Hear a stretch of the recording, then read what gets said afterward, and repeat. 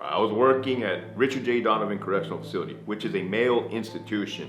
California has passed legislation allowing transgender inmates in the state's correctional facilities to be assigned housing based on their gender identity. That's when the males started, by the numbers, identifying themselves as females, to the point where we were now giving them transgender identification cards so that they can purchase female products at the canteen, such as moo-moos, makeup, bras, tampons. In September, California Governor Gavin Newsom signed Senate Bill 132 into law. We had to transfer male inmates to female institutions. Well, they were excited. They were like kids in a candy store because they knew they were going from a men's prison to a female's prison. And we would watch them take off in the bus.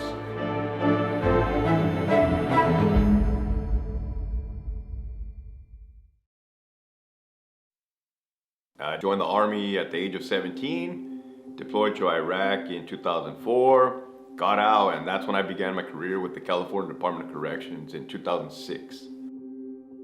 I did a total of 16 years, and then I resigned on December 1st, 2022. The transgender implementation was one of many things happening in the California Department of Corrections that drove me to leave. I had all these accolades, and the last year I left, I made $157,000. I have a daughter, I have a home, 2 vehicles. It was a sacrifice, for sure. So when the Department of Corrections started doing all this implementation, they had an ISU sergeant, an investigative service unit sergeant, give the whole prison a class on how we will now be calling the inmates by the pronoun that they would like to be called as. You know, of course, a lot of questions arise. I mean, this was all news to us. And being in a prison is kind of like, you know, we're really gonna prioritize this right now when we got a lot of other stuff going on. And that was my introduction, the whole, no, you absolutely will refer to them by the pronoun that they want to be. And that was the beginning. And then it just went full throttle. You did have your legitimate individuals that identified as transgenders. You could tell when they would alter their shirts to be like tube tops, alter their boxers to be like panties, cut the inside of a Dorito bag because it's nice and silver and make little earring stars, and Kool-Aid, make lipstick. However, when the state of California, the Department of Corrections, gave them the full authorization to do as they pleased, you had everybody jump on that program. A lot of non-authentic and a lot of manipulation of the system. Oh, it was obvious. They were telling us, this is what we're doing. Why not? A male inmate identifying as a female can now pick and choose to have a female perform an unclothed body search of them. So now you have females looking at the male body parts, and the inmates are demanding it. There was a male inmate housed in CTC, the hospital inside of a prison at Donovan. He was scheduled to have a sex realignment surgery in Beverly Hills. I mean, they're getting top of the line surgeries by taxpayer money. And he was bragging about, when I come back, I'm gonna prostitute myself on the yard. I'm gonna make money. The individual comes back, and then there was complications with the surgery. So then he turns around and sues the state, saying they purposely gave him a faulty surgery. The way that the California Department of Corrections is, they will always settle. This has gone on for way too long, and there is some damage that has been done.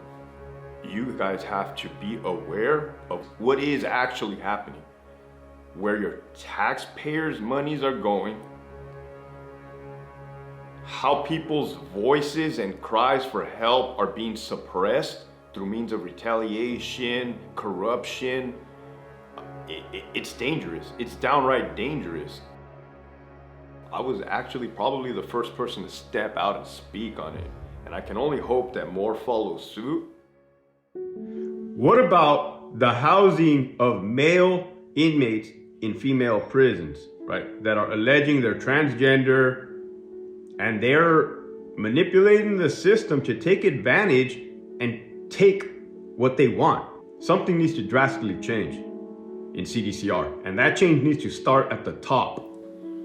So I resigned prior to my retirement age of 50, 12 years earlier. It wasn't in the cards, it wasn't in the plan. The plan was to do a full career, lengthy career, and retire and collect a pension. However, when things became dangerous, when people's lives were being affected and jeopardized, this is something I learned in the Army from my leaders in the Army. You put the troops' safety first and foremost. As we're speaking right now, you have male inmates housed in female prisons, and God knows what's happening in those walls and in those cells. I'm not talking about things in the past. I'm talking about what's happening now, and this is why I left. Some of them are in there for sex crimes. They were excited because California, the Department of Corrections gave them a perfect storm to be able to exploit their sexual predatory behaviors. That's unethical, that's immoral, that's dangerous. The victimization of legitimate female inmates. And every time a female inmate will try to voice their complaints or their concerns for their victimizations, they will be retaliated against. I couldn't imagine being in a situation where nobody can hear you, right? Where everything you say is getting shut down. Prison is a microcosm of what's actually happening in the world. It's a smaller version. It's exactly what's happening to society, right? We're watching this as a whole. I was born in 1984. I've seen the changes. I have a 5-year-old daughter. I don't want her to grow up in a world that's currently backwards or upside down. You know, and I explained to my 5-year-old daughter, hey, daddy works around monsters. These are monsters.